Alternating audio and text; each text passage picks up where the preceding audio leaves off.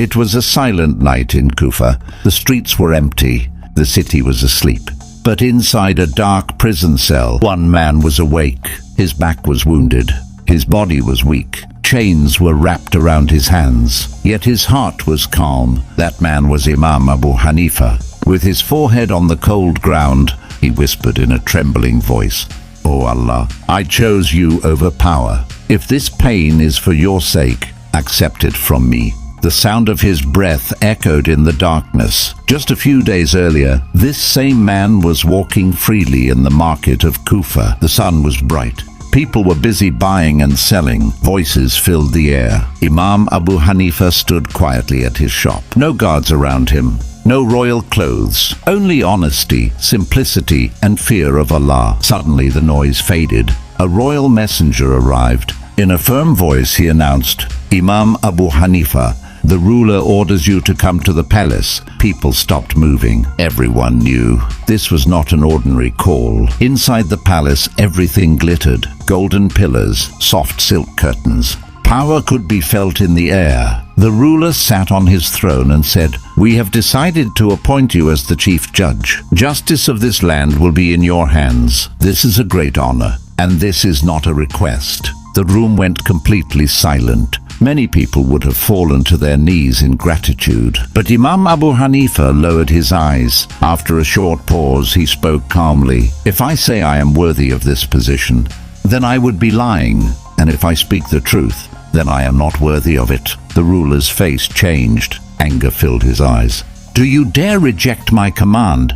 Do you think you are above my authority?" Imam Abu Hanifa replied softly, "I am not afraid of your power. I am afraid of standing before Allah with injustice on my hands." That single sentence sealed his fate. Orders were shouted. Guards moved forward. Iron doors closed behind him. Darkness surrounded him. Cold stone beneath his body. But every night he stood in prayer.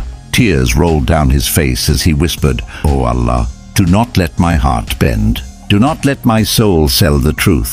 Days passed. Then came another command. Give him one last chance. If he accepts, he lives. If not, he will be punished. He was brought out in chains. A crowd had gathered. Some people cried. Some looked away, unable to watch. The first strike fell. His body shook. The second strike followed. Blood appeared on his back. With every lash, his lips moved quietly. "Allahu Akbar." Someone from the crowd screamed, "Just accept it. Save your life." Imam Abu Hanifa opened his eyes and said gently, "A life built on falsehood is not a life worth saving." The strikes continued. His strength faded. And then his body collapsed. That night, the city felt different, as if the sky itself was silent, as if truth was standing alone. Days later, the ruler realized something. The man he tried to break only became stronger. An order was finally given. Release him. When Imam Abu Hanifa walked out, his body was weak, but his face carried light. People rushed toward him with tears in their eyes. He looked at them and said quietly, "The path of truth is painful, but its ending is always honorable." And history remembered him, not as a ruler, but as a man who refused to sell his faith, because power can chain the body, but it can never chain a soul.